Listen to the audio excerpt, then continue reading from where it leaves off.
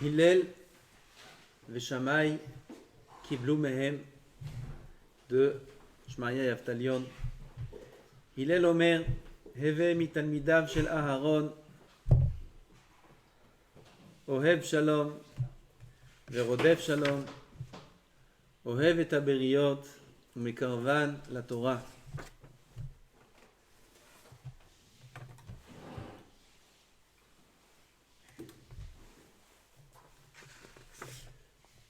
Combien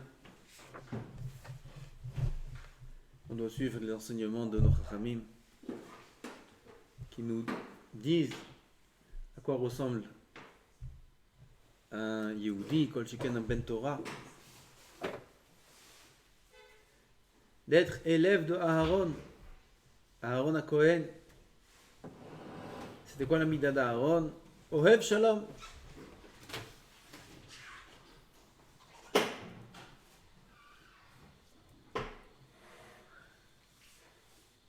Les enseignements des Chachamim, dans les Pirkei Avot, partout dans le chasse, peuvent être un instrument pour nous de mesure pour voir où on en est dans la Avodat Hashem. Souvent on dit, on est dans une génération où tout est un peu flou, on ne sait pas où est le Hémet, on ne sait pas où se diriger, qui c'est qui a raison, qui c'est qui a tort. Alors on a un GPS qui nous dirige. GPS, c'est incroyable. On arrive dans des endroits où on ne sait même pas où on est. Hein? On ne sait même pas où on est. Et il n'y a aucun problème. Tournez à gauche, tournez à droite, tournez à gauche, tournez à droite. On roule dans des endroits en France. Tu ne sais même pas dans quelle zone tu es géographique. Dans le nord, dans le sud de la France. Tu ne sais même plus où tu es. Et on ne se sent jamais perdu. On ne se sent pas perdu. On se sent guidé par le Rav. Tournez à droite, tournez à gauche, de rond-point, demi-tour. Si on s'est trompé, c'est pas grave. Ça prend 2 minutes, on rattrape. C'est pareil. Dans l'Avodat Hashem, on veut savoir, est-ce qu'on est dans le bon chemin? Aucun problème. Regarde Pirkei Avot. Regarde ce que Hillel dit. Regarde qui c'était Aharon à Cohen. Qui c'était Aharon à Cohen? Il était comme ça et comme ça. Tu dois être son élève. C'est quoi la mida d'Aharon? Ohev Shalom. Regarde. Attends, Ohev Shalom alors? Si oui, Baruch Hashem, déjà dans ce point-là, on est dans le bon chemin. Ohev Shalom. Moi j'aime le Shalom. J'aime être bien avec tout le monde. J'aime quand les personnes entre elles sont en Shalom. Ça me fait mal et ça me dérange quand il y a des disputes entre deux personnes. À plus forte raison entre moi et quelqu'un d'autre. Pas comme certains qui sentent qu'ils aiment être en querelle avec les gens et ça ne les dérange pas de faire la tête, de ne pas parler. Ouais, moi lui ça fait 10 ans que je ne lui parle pas. Et ça ne te dérange pas? Non, que lui vienne. Que lui vienne en premier. C'est à lui de venir. C'est à elle de venir. Le GPS, il te dit, je t'ai trompé de chemin là. T'es parti dans un sens inverse. C'est quoi le bon chemin? Ohev Shalom. Alors on peut vérifier. Voilà, on a un instrument de mesure pour savoir si nos midot elles sont bonnes, si on est dans le bon chemin. Ohev Shalom, parce que je suis Ohev Shalom Behemet. Rodef Shalom. Il dit, Rabbeinu Yonah, Sheyehav belibo ha'emet v'hashalom. C'est deux choses. Ohev Shalom, c'est dans son cœur. Aimer la mida du Shalom. Ne pas être indifférent si on est en dispute, si un homme il est en dispute avec sa femme, Shalom. Pas être indifférent, ça doit le déranger. Pas parce que ça le dérange que maintenant il va rentrer à la maison, il ne va pas manger. Pas pour ça. Ça doit le déranger parce qu'il n'est pas en accord, il n'est pas en Shalom, il n'est pas en sérénité avec les autres. Ça doit le déranger. S'il y a eu une histoire avec quelqu'un, avec un ami, s'il y a eu une histoire avec quelqu'un à la synagogue, s'il y a eu une histoire, il y a des histoires. Un petit accrochage, une petite tension. Même si c'est quelqu'un que j'ai rien à tirer de lui, j'ai aucun intérêt d'être en Shalom avec lui. il m'apporte rien du tout. Et ça me dit qu'il y a eu une tension, il y a eu un mot mal placé, il y a eu peut-être une peine qu'il a eu dans son cœur. Ça doit me déranger, pas être indifférent. Et si je suis indifférent, trompez de chemin. Alors, vous attachez. Trompez de chemin. השיהיה בליבו האמת והשלום וירדוף אחריו בפועל ידיו. Pas seulement aimer le shalom et déranger qu'il n'y a pas le shalom, mais aussi nirdof shalom. Nirdof shalom, ça veut dire faire des actions maintenant pour instaurer le shalom, pour arrêter les disputes, aller être celui qui va faire le premier pas, être celui qui va venir demander pardon même s'il n'a pas tort, être celui qui va essayer d'arranger entre l'un et l'autre. C'est une des choses que la Keren Kaemet Leolam Abba, l'Ochel Perotem Ba'olam Hazeh. Quoi? Celui qui fait shalom, ben Adam lachavero ben ish liishto. Voilà les choses que Kadosh Baruch Hu aime dans ce monde. Et écrit aussi Talmud Torah. Talmud Torah, c'est Keren Kaemet Leolam Abba, vegam shalom ben Adam lachavero ben ish liishto. Il faut vérifier un homme s'il a tous ces points-là, alors il est dans le bon chemin. Ki yesh bene Adam ohavim oto belev shalem. Il y en a, ils aiment le shalom. Belev shalem, vraiment, ils aiment quand il y a le shalom, ils n'aiment pas quand il y a des disputes. Velo shitrichu atzmam lasum shalom barolam. Par contre, ils ne vont pas se fatiguer pour mettre le shalom. Mais bon, c'est leur problème. Hein. S'il y a des disputes entre eux, moi je ne me mêle pas. C'est leur problème. Si Bémet, tu peux rien faire. Tu peux pas arranger les choses. Alors vaut mieux que tu te mêles pas. Aval, si peut-être tu peux arranger. Tu peux parler avec l'un, comme il faisait Aaron. Et tu sais, l'autre, peut-être je crois que Laura avait dit ça dans la suite. Il aimerait vraiment venir te voir. Il a tellement honte de ce qu'il a fait, mais il n'ose pas, il est gêné, etc. Il dit ah bon, vraiment quoi? Il t'a dit? Je dis, bien sûr, il m'a dit. On a le droit de mentir. Et bien sûr, il m'a dit, il sait pas quoi faire. Il a honte. C'est pas vrai. L'autre, il fait la tête, là, il veut même pas le voir. Il lui dit comme ça. Alors déjà, dans son cœur, après, il va voir l'autre qui fait la tête. Tu sais, l'autre, il est venu, il m'a dit, il sait pas quoi faire, misken. Il a honte, il pleure et tout. Il est mal, je sais pas comment il est mal d'avoir fait ce qu'il a fait, même s'il pense qu'il a tort, etc. Quand Bémet, t'as dit? Bien sûr, il m'a dit. Je te montre les messages. Je te montre pas, parce qu'il a rien à montrer. Bémet. Et après, les deux, ils se voient. Un, il fait à l'autre un visage un peu plus doux. Un, il pense que l'autre, il veut le shalom, il veut revenir. Et ils se voient. Et ils se disent, bon, Shabbat shalom. Hein. Allez, Shabbat shalom. Et voilà, c'est bon. Le shalom est revenu. On peut faire ça. Aaron à Cohen. Alav shalom. C'est ce qu'il faisait. Ohev shalom. Soit Talmid shel Aaron. Ça, c'est pas Ohev shalom, c'est Rodef shalom. Ça veut dire faire en sorte avec des actions qui est le shalom.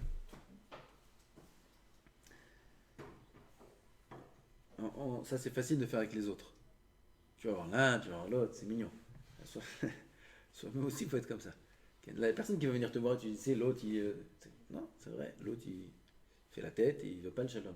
Mais quand même, c'est plus dur, c'est un niveau plus haut. Il faut chercher soi-même à vouloir à ce qui est le shalom.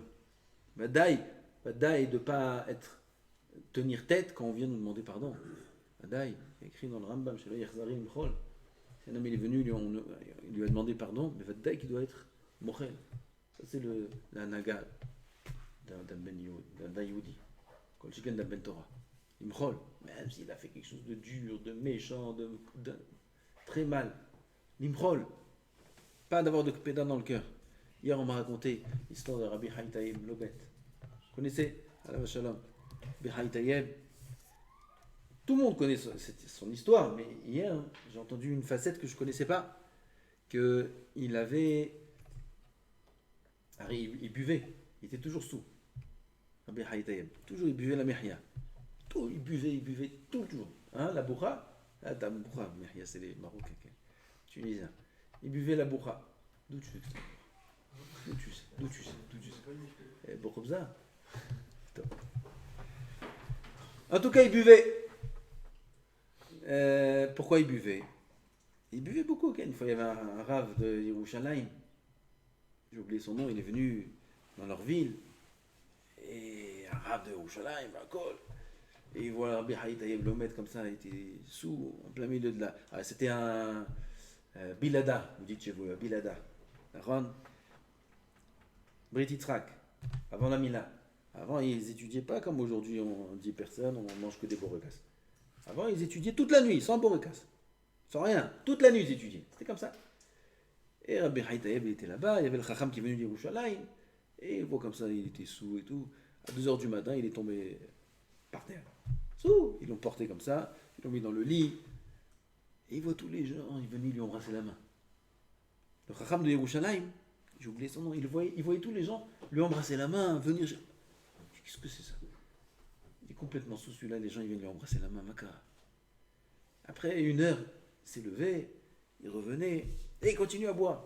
Et il continue à boire. Il est saoul. Et les gens, ils lui embrassent la main. Il embrasse la main. C'est quoi ce... Ils sont bizarres, ces Tunisiens. Alors, putain, Rabbi Haïtaïeb, il dit au Chacham de Yerushalayim, quel souga vous faites? Ouais, quel souga vous faites? Il dit, qu'est-ce qu'il va comprendre au souga? Qu'est-ce qu'il sait? Je vais lui dire, il va rien comprendre. Ah non, ça se fait pas. Il lui a demandé. Ah, il dit, on fait tel souga. Ah, tel souga, j'ai une couchia. Bah, couchia. Il jette une couchia. Bah, c'est quoi cette couchia là? Il savait pas répondre. Alors il dit, Khila, une seconde, je reviens. Je suis aux toilettes. Il est sorti, il a commencé à prier, il a demandé à Eliyahu Navi qui vient. Eliyahu Navi, tu vas me donne-moi le... Je sais pas quoi faire, j'ai honte. Eliyahu Navi, il est venu. Il lui a donné la réponse. Quelques doshim c'était. Il lui a donné la réponse. Il revient comme ça. Il dit, oui, alors, en fait, la couchia, c'est un rajbat. Rajbat, comme ça. Fait. J'ai une autre couchée encore plus grande. Il dit bon. Comme ça. Bon. Une seconde, je sors, une seconde. Il sort, il regarde Navi, il vient de Navi, il lui donne la réponse. La réponse, il rentre. Ken, la couchée au fait, comme ça. Ah, il a fait. Il continue à boire, il continue à boire. Il commence à chanter des piyutim, à col. Mais j'ai encore une autre couchia. Et même Eliyahu Navi, il ne sait pas répondre. Comme ça, il dit.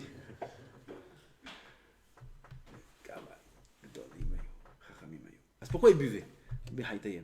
Il buvait parce qu'une fois, pendant 3 ans, il s'est assis pour écrire des chidushim, beaucoup de chidushim. Il s'est enfermé pendant 3 ans. Et sa mère, elle le voyait, qu'il était tellement maigre, il mangeait pas, c'était trop dur. Sa mère, elle a eu de la peine pour lui, elle a fait ça avec une bonne intention, elle lui a pris tous ses écrits, elle a tout brûlé. Un homme, il peut mourir. De tsar, il peut mourir. Alors, toujours j'ai connu cette histoire, tout le monde connaît cette histoire. Pourquoi il buvait? Pour pas avoir de peine, pour pouvoir tenir le coup. Il y a un qui m'a dit qu'il a entendu d'un rave, la raison, c'était pour pas avoir de rancune envers sa mère. Pour jamais, aucun instant, juger mal sa mère. Et pour ça, il ne faut pas avoir de date. S'il a du date, c'est très dur. C'est une épreuve. On peut en mourir de cette épreuve. Vouloir. Pourquoi elle a fait ça? Pourquoi elle m'a brûlé? Avoir de la kpeda sur sa mère. Même qui boudavaim. Oui. Comment il étudiait sans le date? Hein? Comment il étudiait sans le date? Kadosh aussi avec du Mayam. Il lui a dit, il savait qu'il est parti voir Eliyahu Navi. C'est plus que du date, ça. C'est Ruach HaKodesh. Kadosh beaucoup, il aide les tzadikim, il aide. Quand ils font tous les Shem Shamaim, il va que ce qu'ils faisaient, c'était les Shem Shamaim. Regardez jusqu'à où ça va la Rodat Hashem du tzadik. Pras Shalom de ne pas avoir une kpeda sur sa mère. Mais quand il buvait, combien de filotes il a été mévatel? Combien de limoud aussi sûrement il a été mévatel? Combien de choses il a perdu par l'alcool? L'alcool c'est pas bien. Chazal il parle du mal de l'alcool. Tout ça vaut la peine pour pas Chazal Shalom transgresser un Issour. De Oev Shalom. Oev Shalom. Rodef Shalom. Par les actions. Pas avoir de kpeda sur personne. Même dans des épreuves aussi dures. Où on est, où ils étaient. On parle même pas d'Amoraïm là. Behaï Tayeb, quelques années. Où on est, où ils étaient. ולא שיטרחו עצמם לשום שלום בעולם ואינם הולכים בדרכי השלום. C'est pas tout d'avoir l'amour du shalom dans le cœur et ne pas aimer être en dispute avec personne. On va faire des actions pour le poursuivre, le shalom. Il y a eu une histoire, il y a eu un problème. Il va être celui qui va essayer de régler le problème. Il va être celui qui va faire le premier pas. Il va venir, il va parler. Et si ça ne marche pas, il va reparler encore une fois. Même si ce n'est pas lui le fautif. Combien que beaucoup aime ça? Ils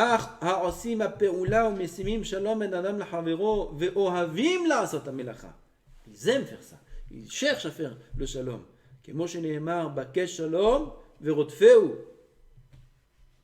David Amelech, qui dit ça dans Teilim, Otam hem talmidav shel Aaron, shaya osek hadavar hazeh.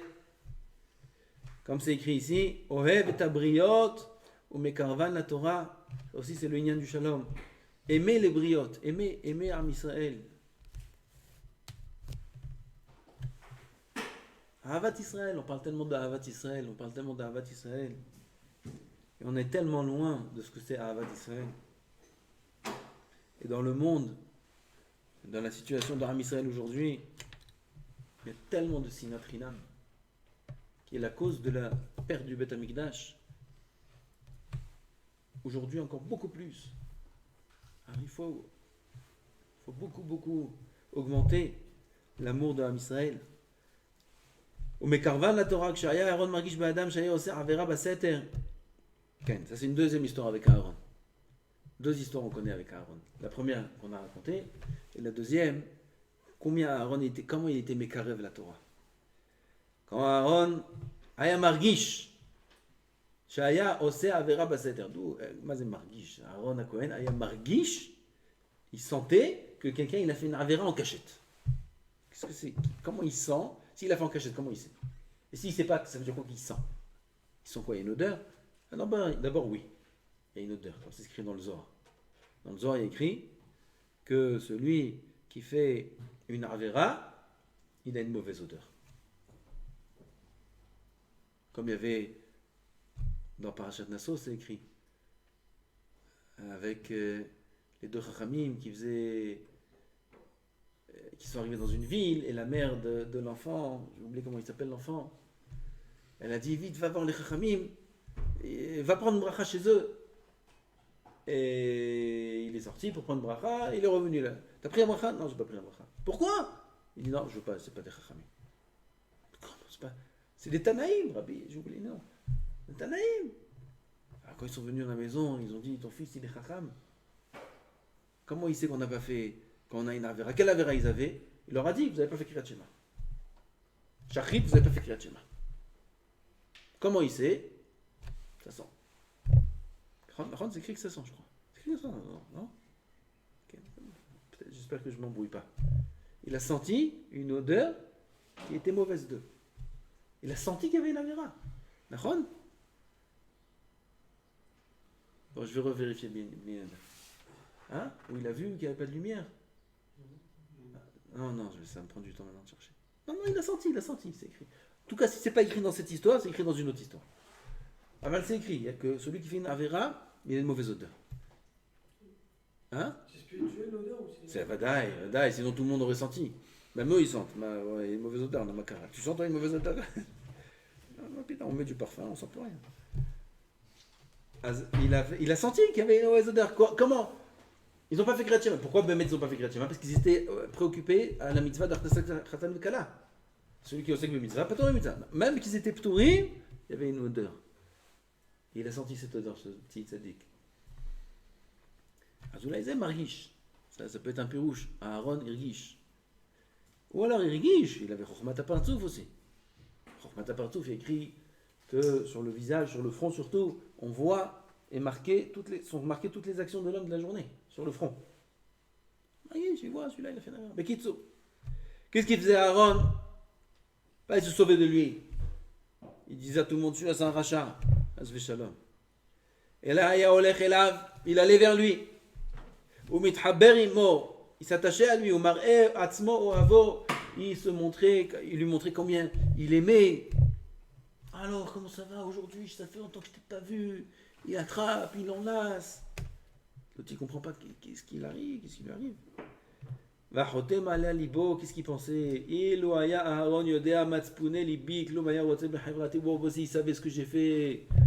S'il savait ce que j'ai fait, il serait sauvé de moi. Et là, alors il me considère comme quelqu'un de sadique, comme quelqu'un des mitzvot, comme ça il me considère Aaron.